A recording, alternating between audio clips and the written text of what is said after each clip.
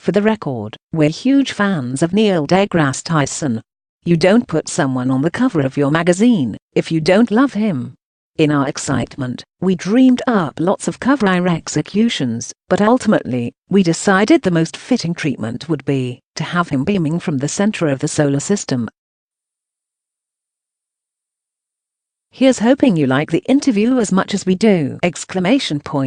When he was 17, Neil deGrasse Tyson got a letter from Carl Sagan, the Cornell astronomer and popular science luminary. Tyson was a Bronx High School of Science student applying to colleges, and Sagan invited him for a tour of the lab at Cornell. It was an act of generosity that has affected me my entire life, Tyson says. A few years later, in 1980, Sagan launched Cosmos, a personal journey, a 13-part television series that explored heady subjects like black holes, extraterrestrial life, and the beginning of the universe. Sagan passed away in 1996, but the Cosmos project was intentionally left open-ended. Now Tyson, an astrophysicist who directs the American Museum of Natural History's Hayden Planetarium, is set to pick up where Sagan left off with a new iteration of the series, Cosmos, a Space-Time Odyssey.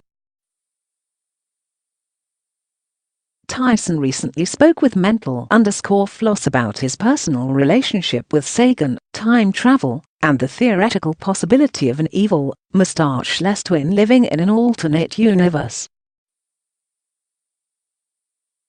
Not long ago, you tweeted that, if we imagined our planet's history as a football field, human existence would fit on a blade of grass. Yes.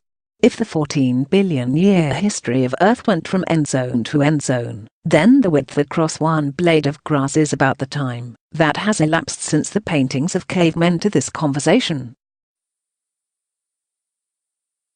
That's a cosmic perspective. How has the cosmic perspective shifted since the original Cosmos ed?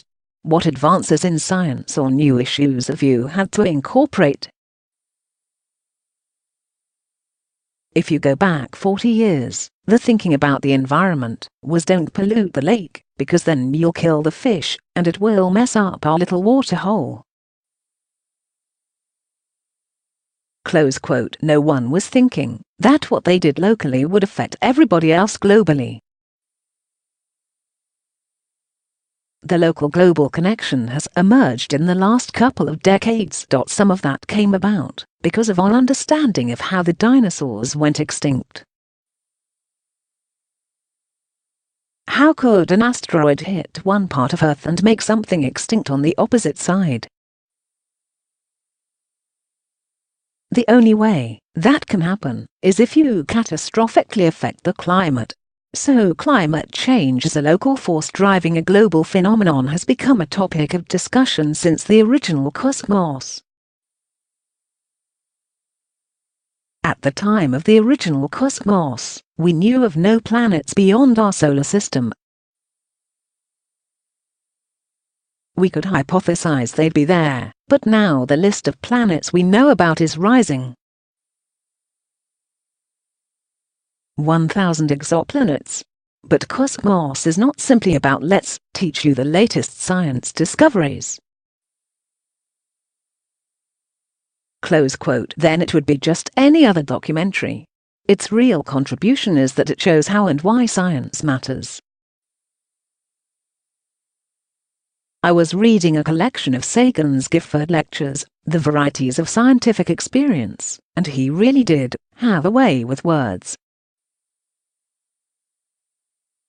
He was talking about our sun going supernova, and he said, some 5 or 6 or 7 billion years from now, the sun will become a red giant star, and will engulf the orbits of Mercury and Venus and probably Earth.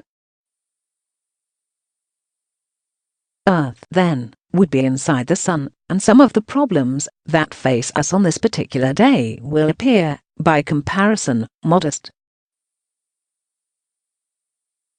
Close quote. He has this implicit humor. There are plenty of smart people out there who don't know science, and plenty of socialized people who might not be smart. He had all of that in the same package. What was your relationship with Sagan like? We met only 4 times. So he was never a mentor. People think that, but that was not the case. But those 4 times were significant, so I think of him often, and they serve as a source of inspiration.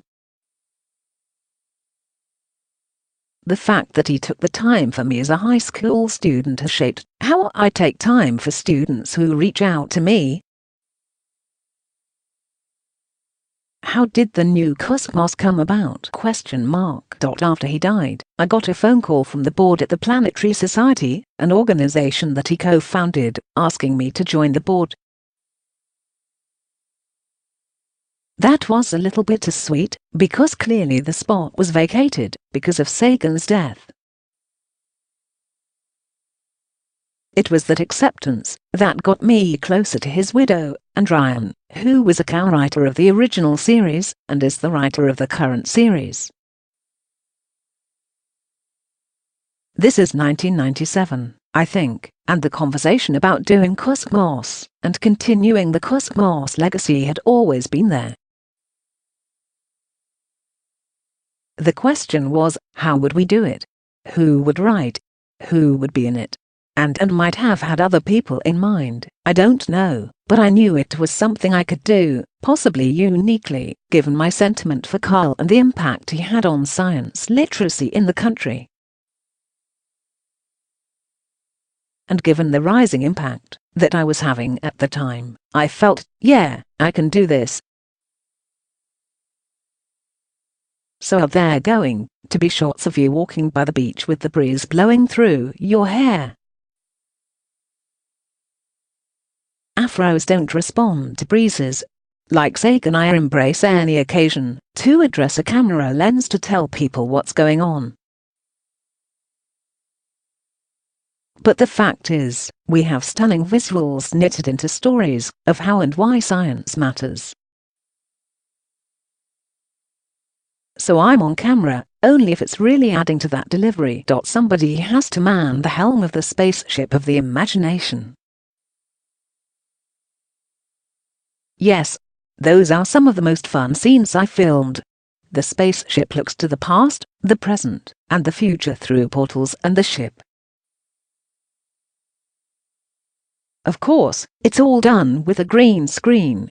But because I feel very close to the universe when I'm describing what you are seeing, even though I can't see it, I can see it. In my head, it's there. As we descend toward the sun's surface, as we descend into strands of a DNA molecule, as we go to the limits of telescopic regions of the universe, I am there. Seth MacFarlane, who is one of the producers of Cosmos, recently did an episode of his show Family Guy, where the dog, Brian, died but came back in some kind of time travel twist in space-time. Were you consulted on that? When Brian died, it was tragic, and I thought, well, it would be sad if he's not there, because he's a unique voice in the program. Close quote. We had the time machine already, right? So the show had already involved time travel, so I thought, if they bring him back, they would probably just pull something out of the walls like that. There is one episode I was consulted on, unknown to me at the time. Seth and I had lunch, and he asked me 20 questions on the space-time continuum and multiverses. 6 months later, there's a show. Stewie takes the time machine, goes back to before the Big Bang, in fact goes outside of the Big Bang, where he is neither in a time nor a place, and it's out of that fluctuation in his time machine that the universe gets started. And at the end, an entire title card says, Science Consultant, Neil deGrasse Tyson. Anytime I'm with Seth, he's asking me questions about science and the universe. He's just a curious guy. On the issue of parallel universes, do you think there is an evil mustache-less Neil deGrasse Tyson out there? No. I think you need more than an infinite number of universes in the multiverse to have a universe that has someone who is exactly like me but is evil. And without a mustache. Usually, the evil person has a mustache. But my evil twin would have to be mustache-less, I suppose. When everything else is identical except that Neil is evil, I think we need more than an infinite number of universes for that. There are orders of infinity. Most people don't know this. Some infinities are larger than others, so you can show mathematically that that's the case. So I just think, if you had infinite universes, that order of infinity is not high enough to create an Earth that has everything else exactly like it except that there's an evil version of me. So is space a human abstraction, or a physical entity in your opinion? It's our perception of reality limited to how our senses deliver it to us. It's only in the era of science that we can decode the operations of nature outside of those five senses. And we've come to learn, since the era of quantum physics in the 1920s, that the results of your experiments are to be trusted above whatever your senses are telling you. Your senses are actually quite useless in this regard. They're not only useless, they are actively misleading. So you designed your experiments, and you trust the results of your experiments. I'm still going to operate based on the reality that my senses give me in my day-to-day life. In 34 more years, if there was another installment of Cosmos, what questions would it address? Part of the mystery of science is not even knowing yet what question to ask. For example, in the year 1799, the question, "I wonder if an asteroid will ever strike us and render us extinct," could not have existed, because we hadn't discovered asteroids yet. And even after we did discover asteroids, the idea that maybe one would hit us was not a thought for another century and a half, until we figured out that the crater in Arizona, which then was known as Barringer Crater, is now known to be the product of an asteroid impact, and quickly renamed it Meteor Crater. The fun part about the future is not even knowing what questions to ask. Right? Because 5 years from now, some alien empire could invade and change our understanding of everything. There's no way to predict that. Exactly. And it will reshift, and it will readjust how we pose questions. And what we pose questions about.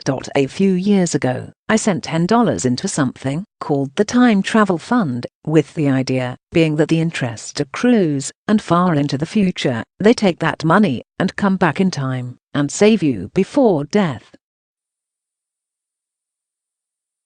What do you think of that as a retirement plan? I think it's great, if it only costs you $10. Think of all the stuff you might spend $10 on that wouldn't be nearly as fun to think about as that. If anything, you get novelty value from it. Not enough of us embrace the value of novelty.